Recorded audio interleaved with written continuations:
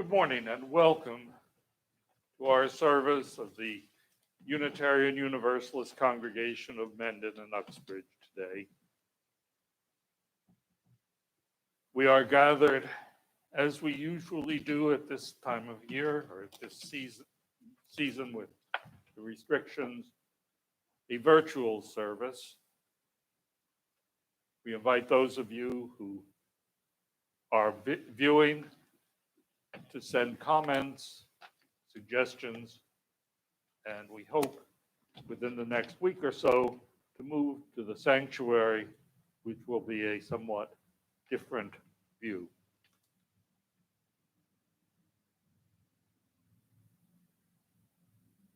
Our opening words for this morning are anonymous words from the hymnal. May we be reminded here of our highest aspirations and inspired to bring our gifts of love and service to the altar of humanity. May we know once again that we are not isolated beings, but connected in mystery and miracle to the universe, to this community, and to each other.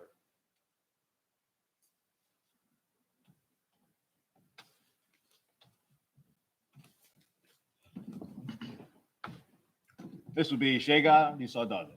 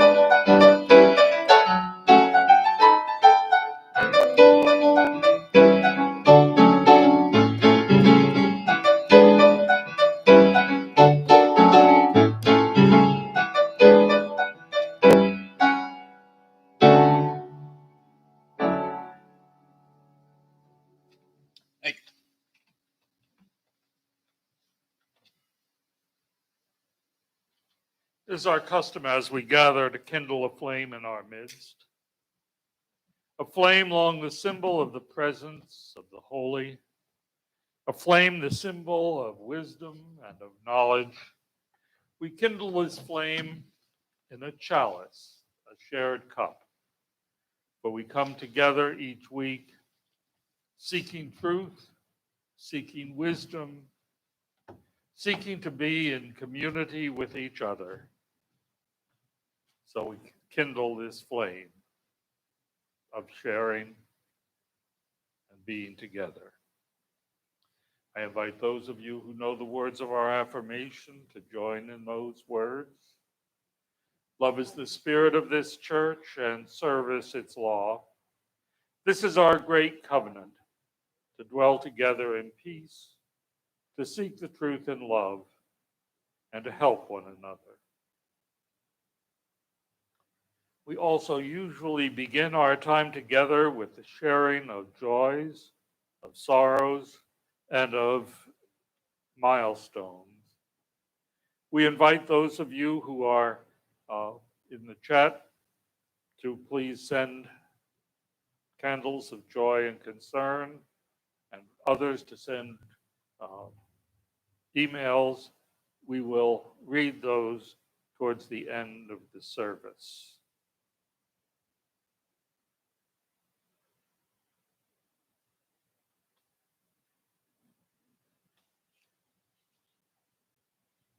The story that I've chosen for today is entitled Curing the Dissatisfied Man.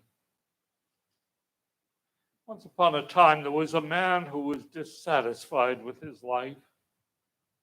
Seems like something that many of us are feeling these days.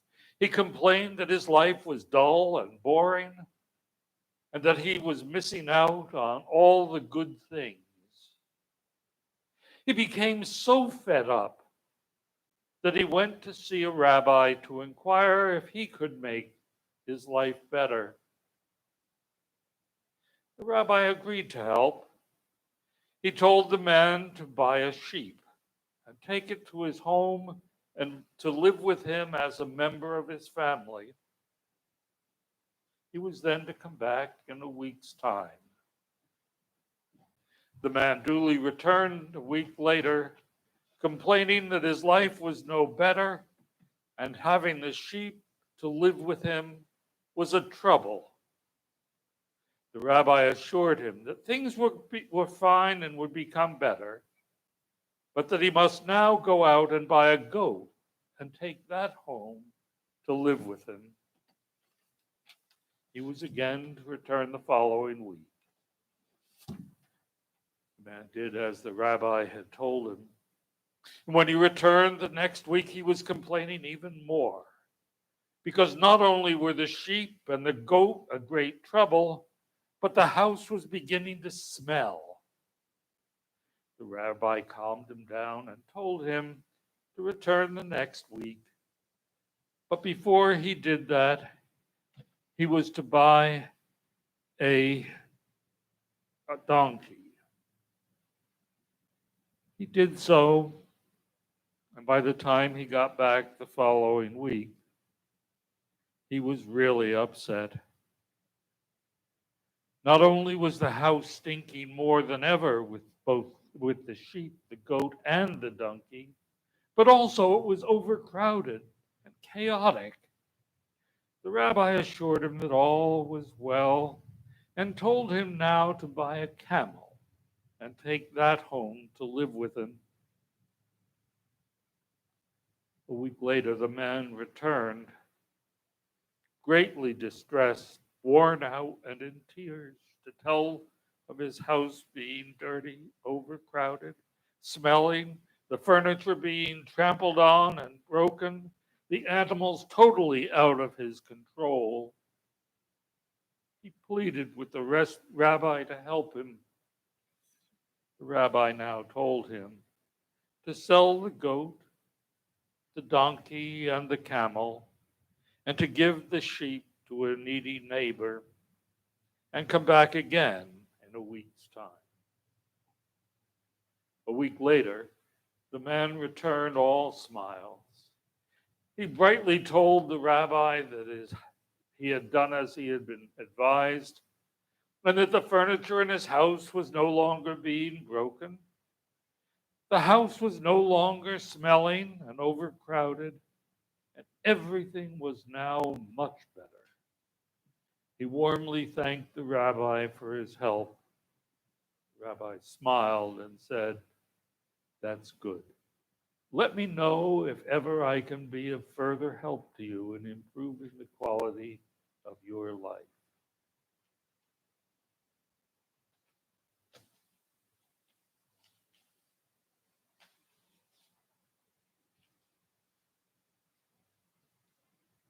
Let us pause for a moment in prayer. Spirit of life, of creation, we are gathered in difficult times. Our lives are torn apart. The relationships which we value so highly with friends are now on hold, and we can only talk by telephone. It's a time of trial for each of us, being confined to our homes, having our favorite entertainments cut away from us, no dinners in restaurants, no movies, no drinks in a bar, just the family that we are living with.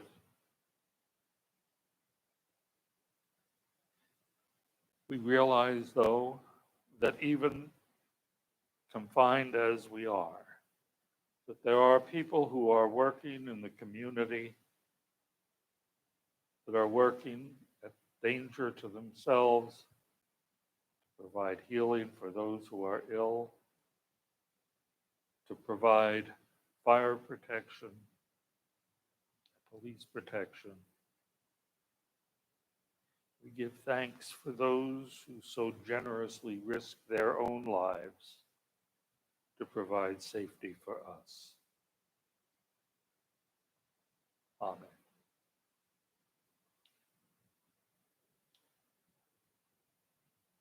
The sermon for today is the face of the enemy.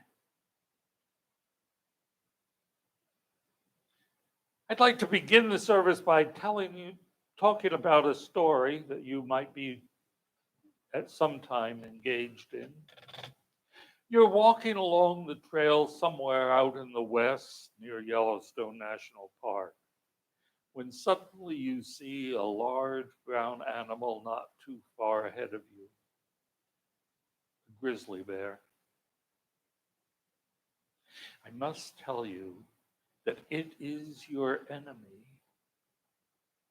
And I'm sure you're experiencing that flight or fight syndrome. And unless you're an awful lot stronger than you look, I suggest that you use flight and get out of there as quickly as you can. It's a few weeks later now. You've returned from the West and are taking a long weekend on Cape Cod along the South Coast. You go out for a nice swim, and suddenly as you look around, you see that triangular fin sticking up out of the water, and circling around and around you. You're probably too late, but I suggest that you swim as fast as you can towards the shore. That was, you see, your enemy.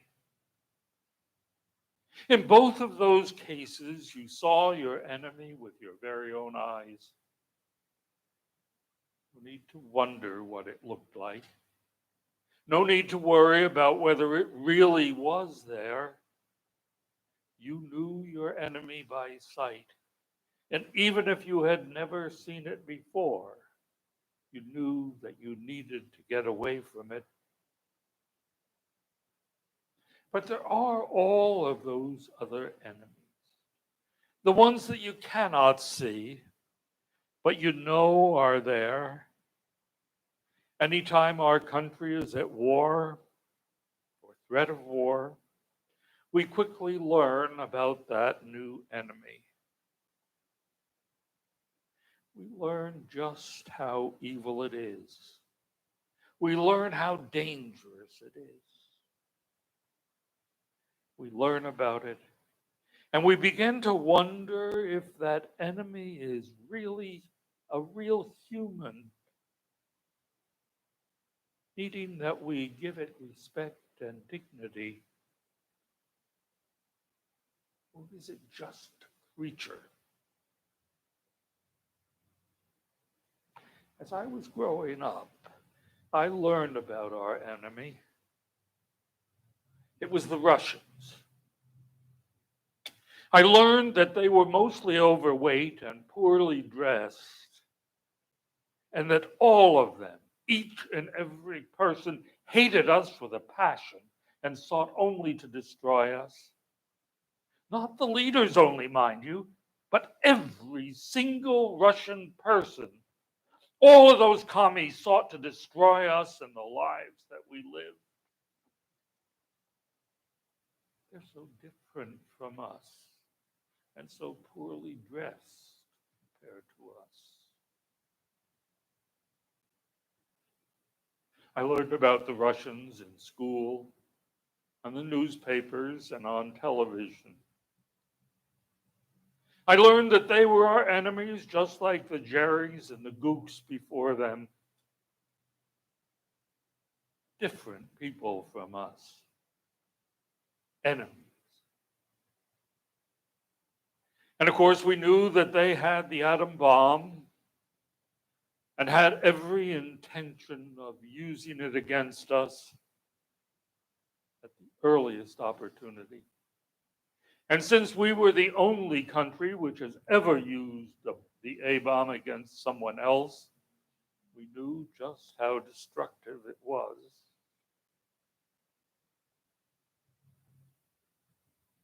It would destroy cities, and the radiation would kill people several miles from where the bomb itself was dropped. So, of course, we had to be prepared. I was in grade school then, and we were trained in what we should do in case of an attack. Part of those drills that we underwent made sense. We were told to go out into the hall and stand along the walls in the hall. If there were an attack, a classroom with a lot of windows was not a very safe place to be. And being in a hallway where there were no windows would be far safer. But mostly I remember the drills where we were instructed to stay in our classrooms, but to get up and get under our desks. Our desks were about 30 inches wide and maybe 2 feet deep. They had metal legs, and I guess that we could squeeze under them. Our teachers would instruct us to get up and get under our desks. And I would sit there, continuing to do what I was doing. I remember particularly in Mrs. Tadgey's class. She would tell me to get up and get under my desk, and I would say, nope, it's no real protection. And if there were a hit so close that I had to be under my desk, I wouldn't want to survive it anyway.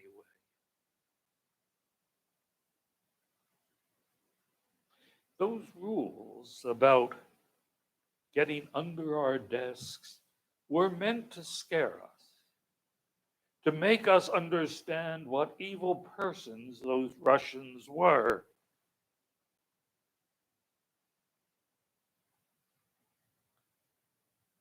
We shouldn't obey ridiculous calls for how to survive. Being scared of people is not a good way of learning. Of course, today we aren't dealing with being afraid so much of people as of a virus. And it's very wise to wear masks, as I did until we began the service, to keep a distance from people who may be infected or whom we may unknowingly affect.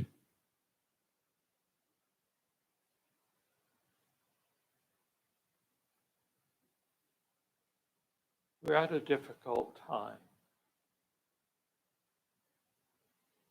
And we need to find a way of knowing who our enemy really is and dealing with it properly.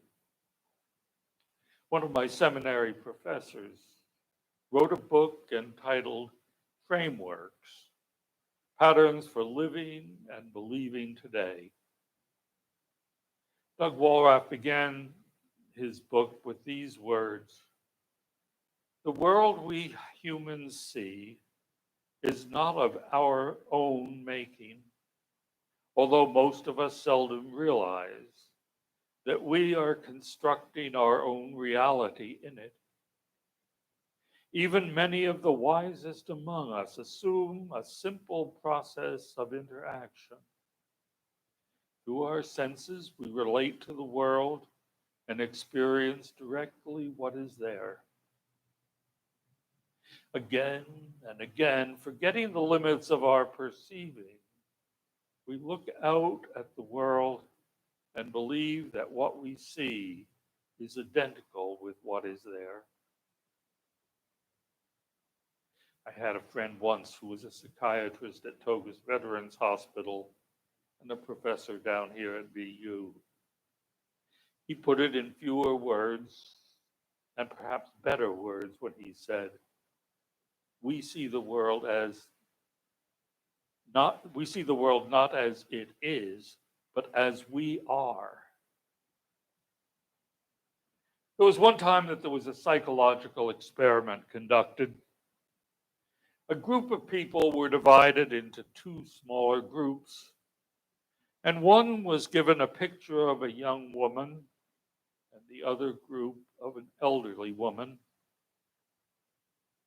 And each of them were asked to judge the age of the person in the picture. After they had done this, they came back together as one group and were shown a picture of a woman who had features of both a young and an older woman, and asked each of the people to judge the age of this person. The people who had spent their earlier time looking at a young woman judged the age of the woman in the picture to be much younger, and those who had seen the older woman saw her as much older.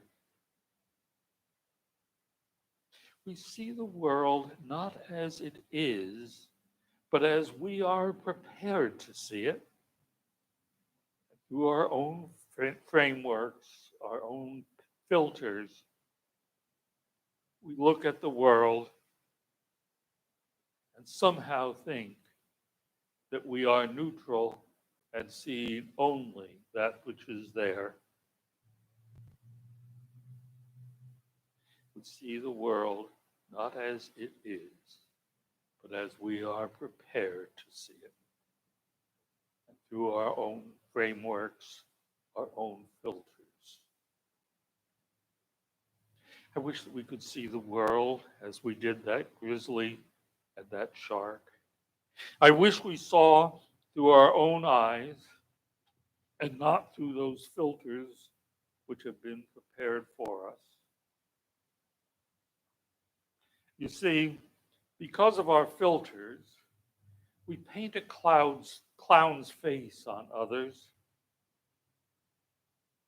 You see that happy, smiling face on a clown and assume that the person beneath that makeup is also happy and smiling. Well, they may be desperately depressed and sad. Or we see a sad clown and somehow assume that the clown under the makeup is also sad. We paint this face on a person or a group and assume that the face that we paint is the real reality. But this idea of making people into what we expect them to be has real problems. Painting that face on a person or group can result in very serious consequences. What many people, including me, consider to be this country's most shameful time resulted from doing that. Shortly after the Pearl Harbor bombing in 1942, President Franklin Delano Roosevelt issued his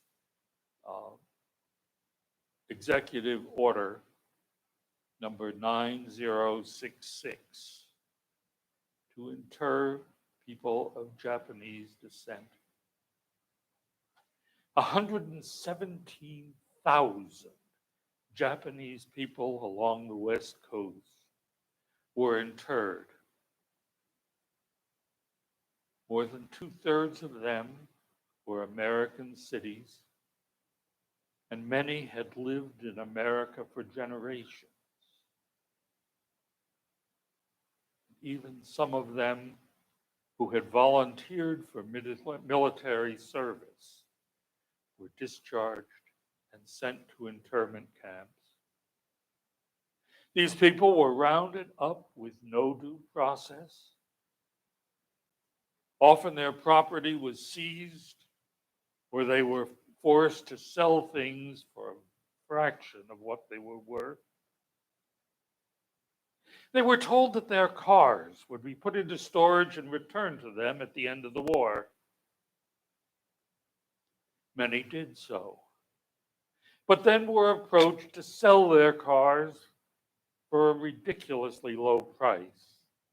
And those who resisted were told that by the Army that their cars had been seized and were being used for the war effort.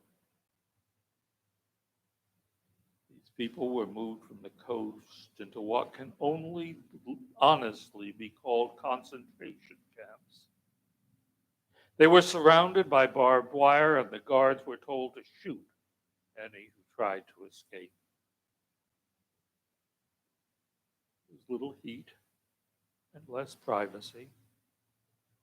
The conditions were so bad that if they had been a prisoner of war camp, the country doing it would have been criticized, chastised. So why do I raise this issue of the Japanese internment camps? Because many things happening today have the beginnings of that. From the very beginning of the COVID-19 flu in the United States, we were told by our highest leaders that this was the Chinese flu. Now, I tell you this with absolute certainty. No virus, corona or otherwise, has ever been granted citizenship by a country. This is a time when we should focus on the disease, not people in whom it may have originated.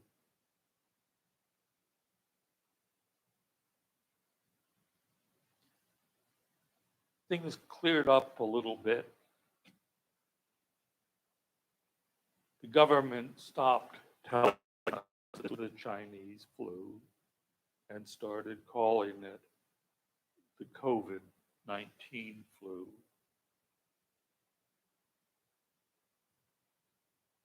But now we're hearing that there's absolute certainty that this flu came from a laboratory in China that released it accidentally, or maybe not so accidentally. There's absolute certain evidence of that, but that evidence can't be released to us, you see, even if it was an accident and unavoidable. The Chinese people haven't fared very well during this flu. From the very beginning, people stopped eating at Chinese restaurants. People who appear that they might be Chinese have been spit upon and cursed and beaten.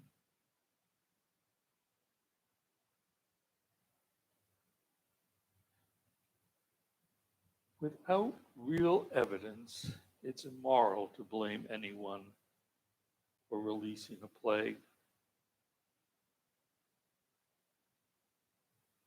I think we need to be very careful that we do not blame the Chinese people, who have been very helpful in supplying us with materials that we should have had prepared for ourselves. It appears that perhaps in a few weeks, some of the regulations for social distancing may be lifted. Perhaps the restaurants will soon reopen. Thinking about what might happen at the end of this, what's the restaurant that you're likely to go to? Many of us find Chinese restaurants very attractive.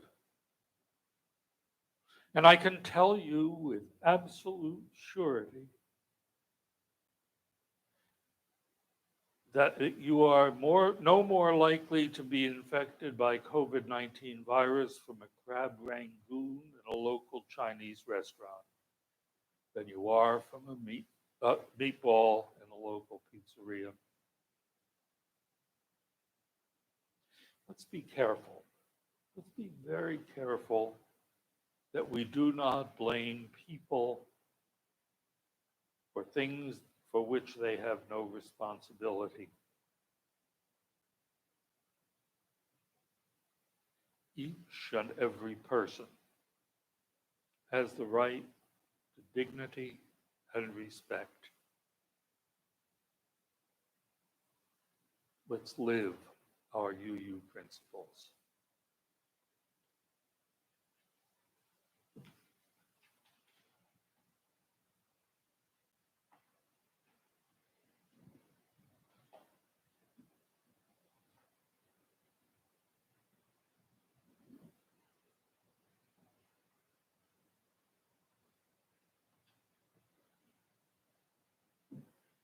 Now may we share some of our joys and our sorrows.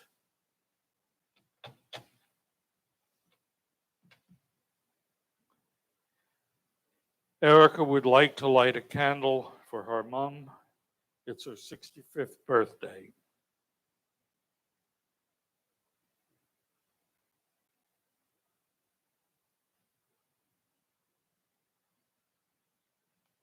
And from Morella, in these times, it's too easy to isolate rather than distance.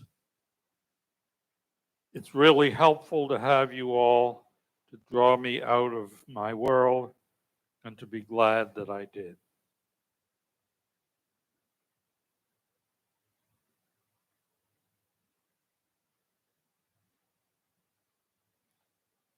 From Chris Vieira, who is grateful for skunk cabbages and spring peepers, a reminder that in nature, everything is just fine.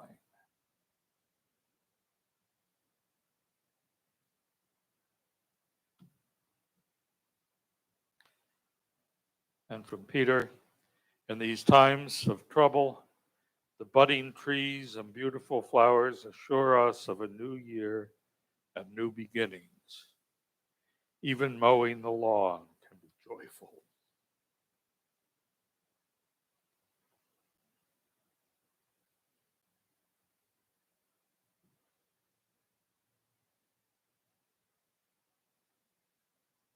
I kindle a flame for those members of our congregation whom we don't see these days. I think particularly of some who are isolated.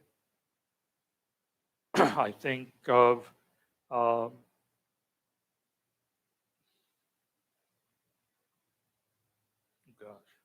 who are some of them?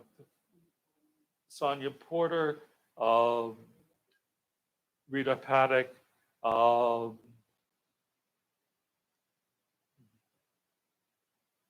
others whose names may not be on the tips of our tongues, but who remain in our hearts and in our minds.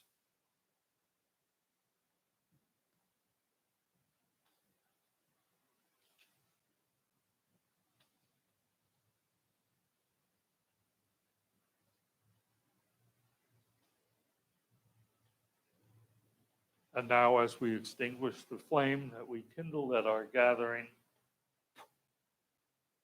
may it burn on in our hearts, calling us to be wise, calling us to stand up against abuse of power, calling on us to be our best selves, living in a world of troubles, living in a world where our hope and our possibilities make a real difference. I also would like to make one final note that we, during this time, still do have expenses. And if you are willing and able, we can now accept donations through our website or checks that are sent to the church. Thank you for your support. Thank you for being with us together this morning.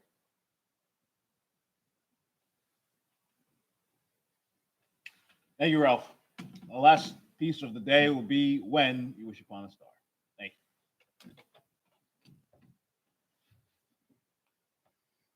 you.